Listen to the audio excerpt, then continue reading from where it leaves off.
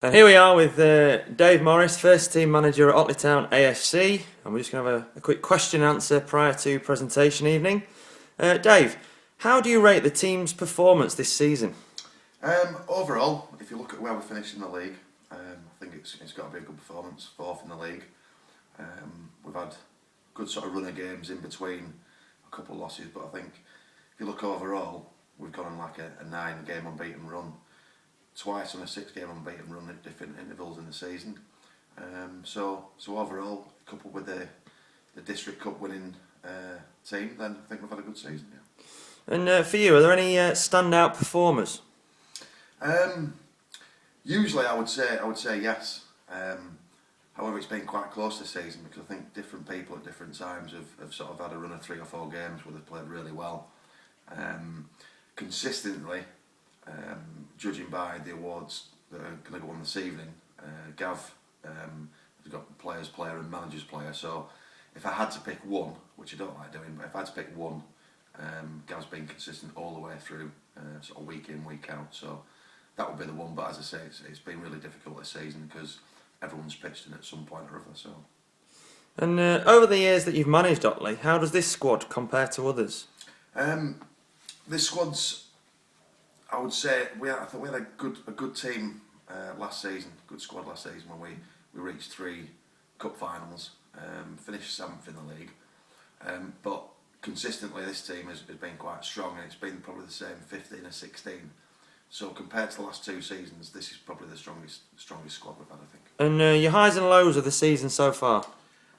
Biggest high, I think, was winning the District Cup for the 3rd time running, particularly the second half performance. So that was easily the first one. We've had some good performances over the season, 2 that stand out really.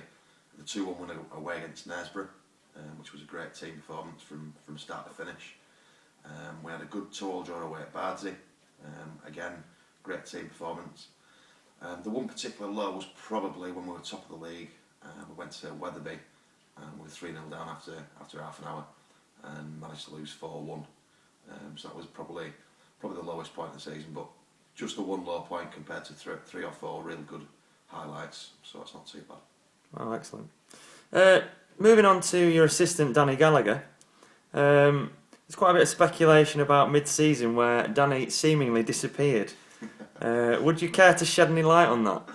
I think with the second team not doing as well as they would have wanted, obviously Danny's good around players and gets the team sort of buzzing and is good with morale, and that's where he sort of went for 3 or 4 games during the season to try and lift the second team a little bit more to get them out of the sort of rut they were stuck in, if you like, which is testament to his character really, because he's able to do that kind of thing. He's good with players, people, and like I say, he gets the team morale up and running. So that was where he disappeared to 3 or 4 games. And in regards to the new season, are you and Danny, as a partnership, fully committed? Yes, we are. Yes, definitely. I've had three good seasons at Otley, alongside Danny, who is a great help to me, and we want at least another 2 or 3 seasons. So foreseeable future for the next 2 or 3 years, definitely yes. Fantastic. What does the team need to do to improve in order to move forward next season? Like I said earlier, I think we go on sort of 9 games and 6 games unbeaten runs, and we had 8 wins in a row.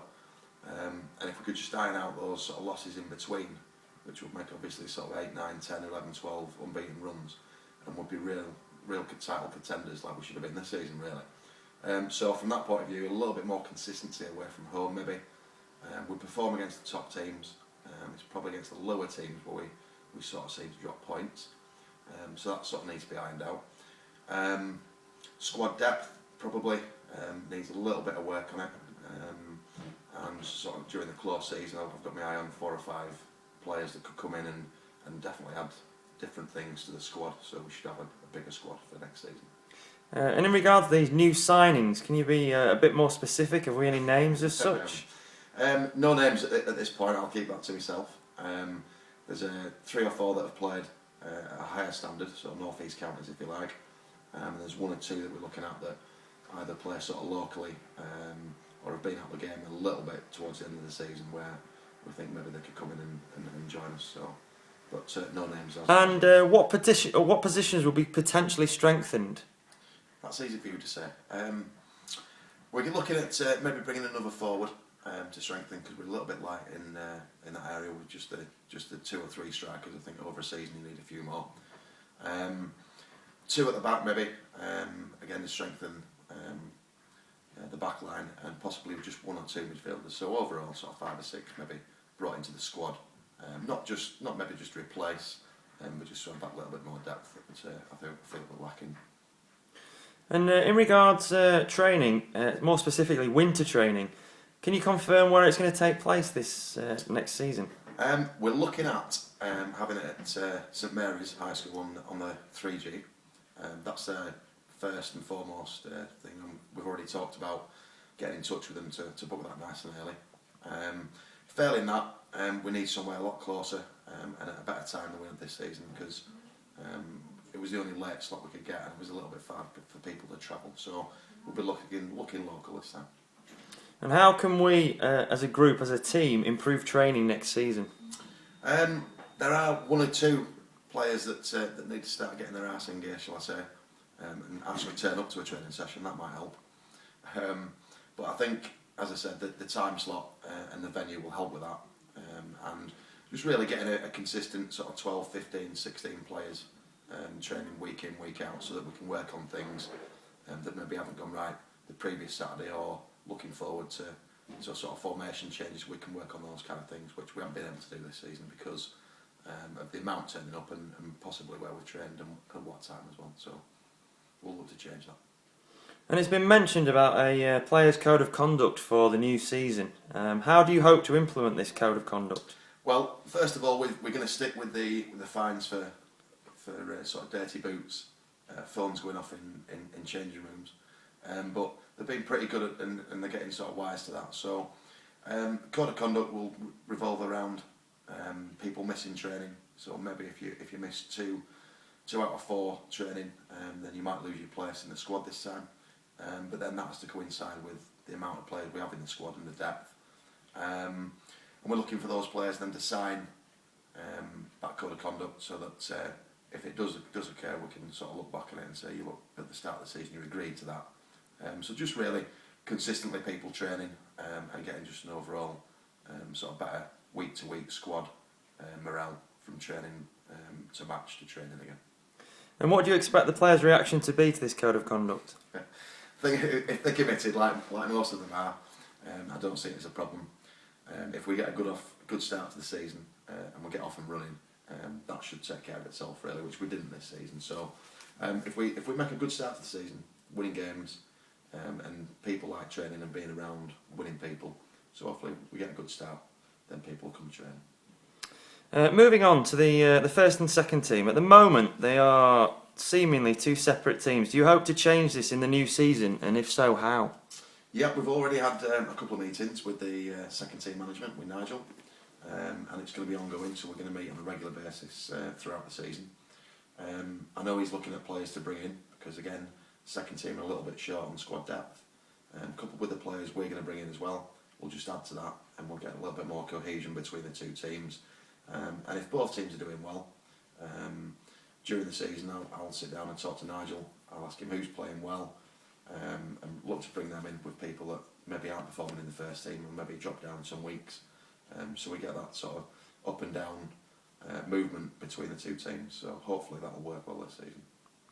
And as a member of the committee, are there any plans, for the future in regards to the clubhouse, the pitch, the club itself? There has been talk of renovating the club.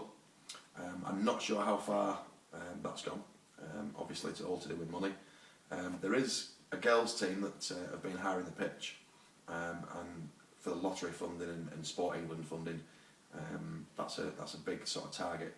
So if we can get a women's and girls' team, we may be in line for some funding, which will enable us then to do a bit more work around the clubhouse, changing rooms, etc. The pitch is looking good still. We're going to drill seed that, so as far as the facilities on the pitch are concerned, that's okay. But if we get a women's and girls team in, we may be able to get some funding to renovate the clubhouse.